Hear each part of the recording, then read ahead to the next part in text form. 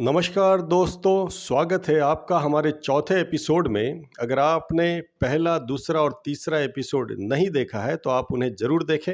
हमने आईआईटी बाबा की शख्सियत, जो समाज के जहन में एक प्रश्न चिन्ह बन चुकी है, का विश्लेषण शुरू किया था, जो हम इस वीडियो में भी जारी रखते हैं।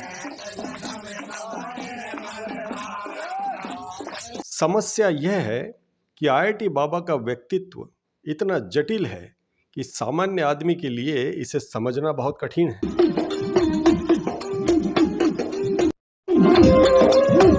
यह बाबा की आध्यात्मिक बातें, मानसिक समस्याएं और बुद्धिमत्ता का एक ऐसा जटिल मिश्रण है जिसको समझने के लिए अध्यात्म और मनोविकार दोनों की जानकारी रखने वाले व्यक्ति द्वारा एक बहुत गहरा विश्लेषण आवश्यक है।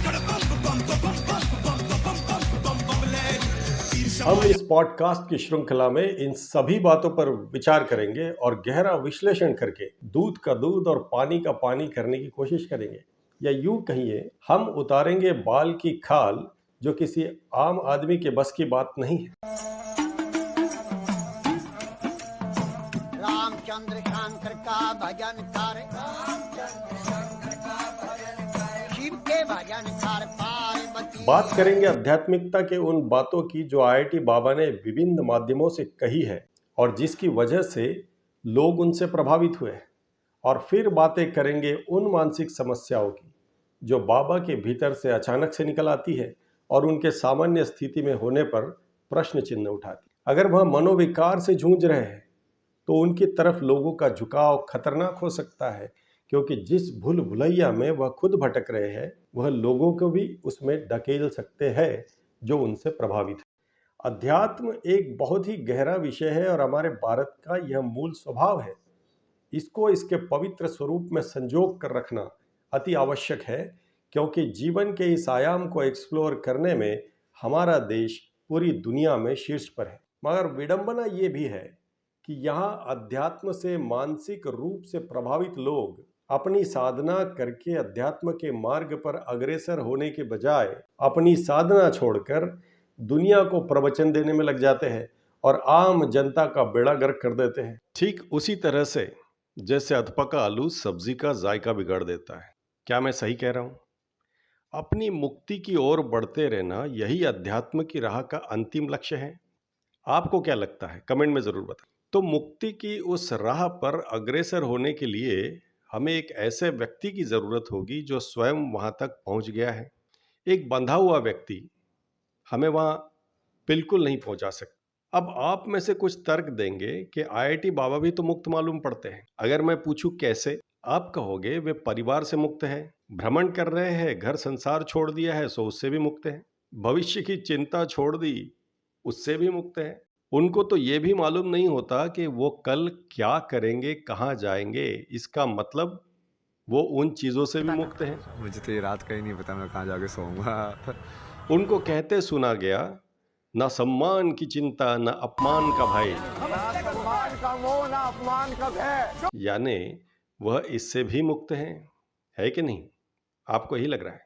फिर आपने उनको निर्वाण षटकम का जिक्र करते हुए देखा होगा। न पापम न पुण्यम न गुरु न शिष्यम। सुना है? निर्वाण षटकम पढ़ा है आदि शंकराचार्य का। न पुण्यम न पापम न सौख्यम न दुखम। न पाप होता है मुझे, न पुण्य होता है, न सुख होता है, न दुख होता है। न मेरा कोई गुरु है, न मेरा कोई शिष्य है। चिदानंद रूपा शिवोहम। तो फिर वो उससे भी मुक्त हो गए, है कि नहीं?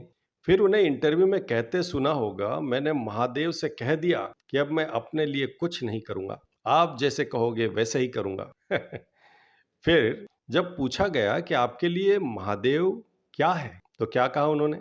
भीतर का ईश्वरीय तत्व कह लो, या देवी कह लो, या अंतरात्मा की आवाज कह लो। उस अंदर को ईश्वर को मैं महादेव की फॉर्म में देखता हूँ। हो सकता है वो किसी को देवी की फॉर्म में देखे, कोई हनुमान की फॉर्म में देखे, कोई किसी और फॉर्म में देखे।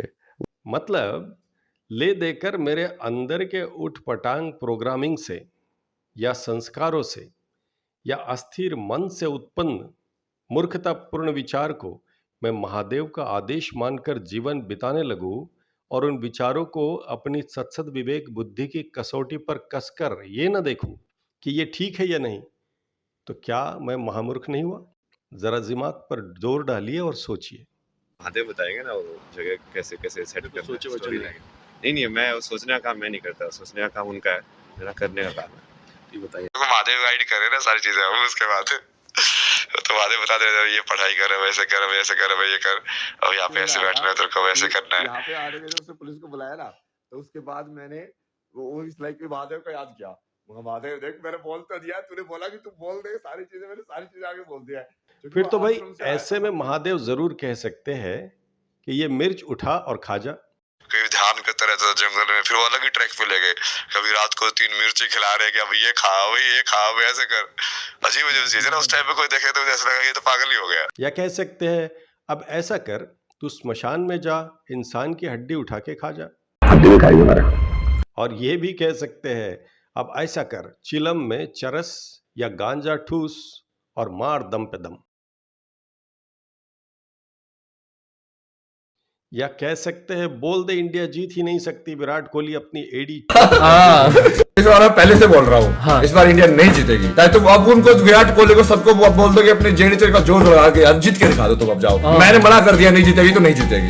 अब भगवान बड़े हो गए, तुम बड़े हो, अब देखा जाएगा। महादेव यह भी कह सकते हैं कि उस वाले होटल में रुकना, जैसे लाइक सही वाले होटल में रुका था जब फाइनल चल रहा था, कि बोला कि हाँ इस वाले में रुक, वो गुजराती। महादेव निश्चित ही यह कह सकते हैं अरे जब मैं चीजें तेरे लिए कर रहा हूँ, था जो महादेव ने क्लियर किया ना कि उस टाइम पे जब मैं करता था तब वो हो रही होती थी चीजें, फिर वो आते हुए तू इसका क्रेडिट क्लेम क्यों नहीं कर रहा है? जब मैं तेरे सामने करा के दिखा रहा हूं कि हाँ तू ये कर रहा है और ये हो रहा है, बट तू फिर क्लेम भी नहीं कर रहा है कि हाँ तू करा रहा है। तो वो क्रिकेट मैच मैंने जिताई है और चेस का नया चैंपियन भी मैंने ही बनाया है, कह सकते हैं, है कि नहीं? महादेव ऐसा कह सकते। जरा अपनी बुद्धि पर जोर डालिए और सोचिए, और कमेंट में मुझे जरूर बताएं कि आपको क्या लगता है। विश्लेषण अभी पूरा नहीं हुआ है तो देखना ना भूले हमारा अगला 5वां एपिसोड। बहुत बहुत धन्यवाद।